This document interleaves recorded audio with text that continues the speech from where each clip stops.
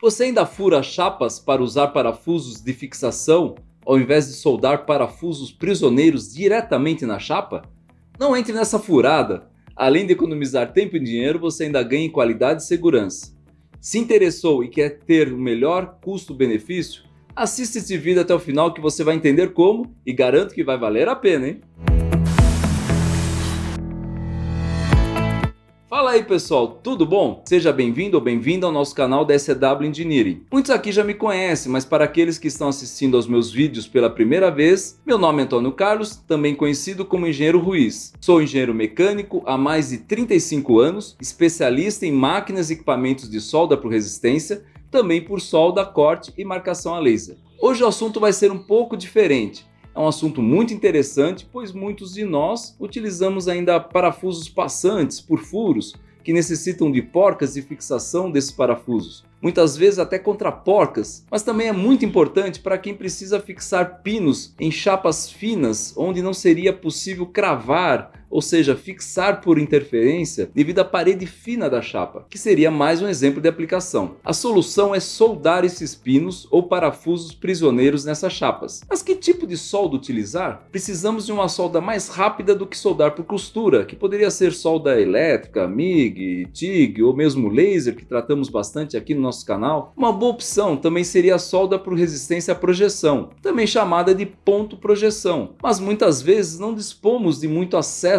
para utilizar as soldas por resistência estacionárias, ou mesmo pinças que são de grande porte, e em ambos os casos precisamos ter acesso a ambos os lados da chapa em que estamos soldando, pois temos o eletrodo oposto, até para que a força seja suficiente, de modo que a solda ocorra de uma forma consistente. Se você quer saber mais sobre solda por resistência à projeção, no final eu vou deixar uma sugestão de um outro vídeo para você assistir também, onde explica exatamente o que é e que você irá entender melhor do que estamos falando aqui. Uma outra opção seria a solda a ponto por laser, mas que se aplica apenas a microsolda a ponto, e não nas proporções de que estamos tratando aqui em termos de dimensões e resistências mecânicas. Portanto, quando não temos esse acesso e precisamos executar em um curto espaço de tempo, devido ao volume de produção e uma resistência mecânica que temos que atender, a solução é o Stud Welding. Mas o que seria o Stud Welding? Em português, Stud Welding significa soldagem de pino. Esse pino pode ser liso, pode ter uma rosca interna quando a dimensão permite, se faz necessário, é claro, e também pode ser com rosca externa. Nem todo mundo oferece pinos com essas diferenças. Se estiver precisando desses casos pouco oferecidos, eu estou deixando o primeiro link aí na descrição e no primeiro comentário, para que você obtenha mais informações a respeito. Mas como ocorre essa solda? Existe uma fonte de corrente elétrica, onde, entre outras coisas, definimos a tensão em volts. Essa tensão é aplicada no banco de capacitores, que é descarregada em forma de corrente elétrica. Daí essa solda ser denominada de solda de pino por descarga capacitiva. Ligada nessa fonte, onde definimos esse parâmetro, verificamos se os capacitores estão devidamente carregados e se o cabo terra está devidamente em contato com a chapa que estamos soldando. Temos uma pistola que possui um gatilho que iremos acionar assim que estivermos com a mesma corretamente posicionada no ponto em que queremos soldar e devidamente pressionada a ponto de encostarmos o bocal da mesma perfeitamente alinhada com a chapa. Tudo isso para que o pino seja soldado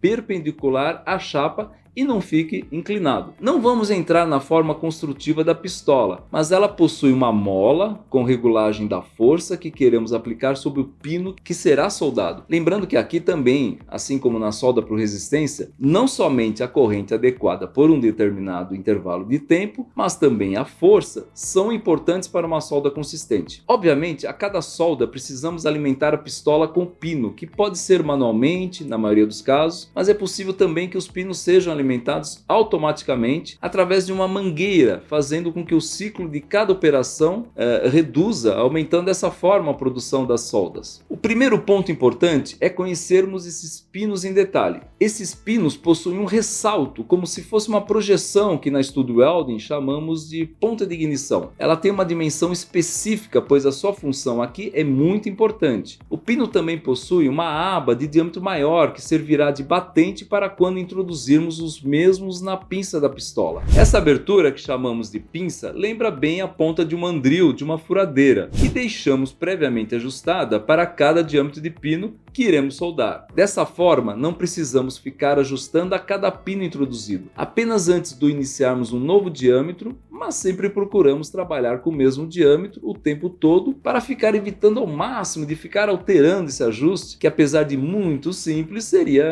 antiprodutivo. Bom, até agora falamos apenas da preparação. Agora que vem a cereja do bolo desse nosso vídeo, exclusivamente a você que está assistindo esse vídeo até aqui. Vamos descrever como ocorre a solda propriamente dita. Quando posicionamos a pistola, encostando a ponta de ignição do pino na chapa, pressionamos a pistola vencendo a força da mola, que determinará a força necessária da solda, encostando o bocal, mantendo totalmente encostado também na chapa, de modo a deixarmos exatamente perpendicular à mesma e acionamos o gatilho. Começa então o processo dessa solda propriamente dito. Primeiramente, ocorre o rompimento da ponta de ignição, criando um arco de descarga elétrica que ocorre com a passagem de corrente, que provoca então a descida do pino e uma distribuição do arco de solda por toda a aba, ou podemos chamar de base do pino, fazendo com que haja fusão do pino com a chapa pelo calor gerado aqui também pela lei de Joule. Para você que ainda não assistiu o nosso vídeo explicando a lei de Joule, vai estar aparecendo aí na sua tela um card para você também assistir a esse vídeo que complementa essa explicação de como ocorrem os aquecimentos dos materiais que queremos a fusão para obter a solda. Sugiro que você assista também esse vídeo. É tão importante que vou deixar na descrição também, caso não apareça o card na sua tela. Uma vez determinada essa tensão, o equipamento se encarrega de a cada solda recarregar os bancos e capacitores para que, enquanto o próximo pino é alimentado, atinja a carga necessária, que acaba determinando indiretamente o tempo de passagem da corrente. Quando corretamente aplicada essa solda, é tão resistente que conseguimos entortar os pinos sem conseguir romper a solda. E quando conseguimos romper, o que se rompe é a própria chapa e não simplesmente se arranca o pino rompendo a solda. Caso isso ocorra, precisamos aumentar a tensão no display do equipamento, mas tomando cuidado de não ultrapassar o valor ideal, pois caso contrário iremos começar a queimar a chapa. A fuligem que se deposita sobre a chapa é comum e facilmente removida com pano ou estopa, ficando uma boa aparência na base do pino. Podem ficar despreocupados com relação a isso. Agora, o detalhe mais importante: o tempo dessa descarga é extremamente curto, de 1 a 15 milésimos de segundo, o que possibilita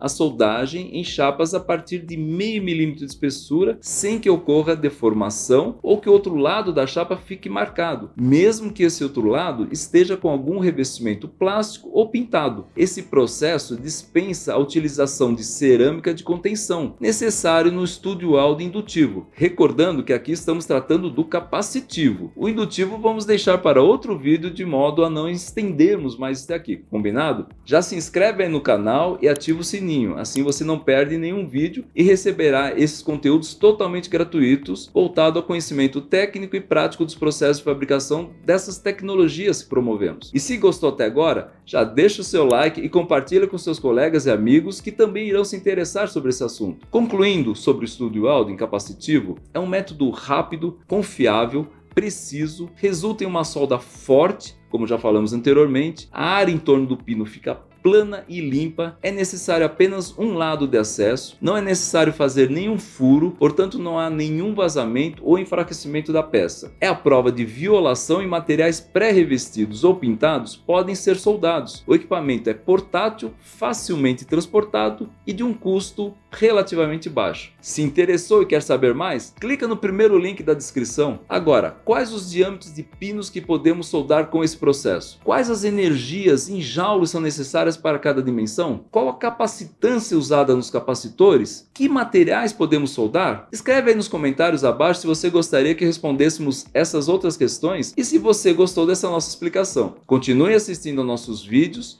que você terá essas e outras informações técnicas que irão, sem dúvida, lhes ajudar no seu dia a dia. No final do vídeo, vou deixar algumas sugestões para você assistir. É só clicar na imagem. Se esse vídeo fez com que você se interessasse em adquirir um dos nossos treinamentos, ou mesmo uma das máquinas que estamos mostrando aqui, clica aí no primeiro link aí na descrição. E não esquece de deixar o seu like, se inscrever no nosso canal e ativar as notificações para não perder nenhum dos nossos vídeos. Não deixe de compartilhar para quem você achar que vai estar ajudando com os conhecimentos que estamos trazendo aqui toda semana. Hoje eu vou encerrando por aqui. Muito obrigado por ter ficado até o final com a gente e um grande abraço. Tchau, hein?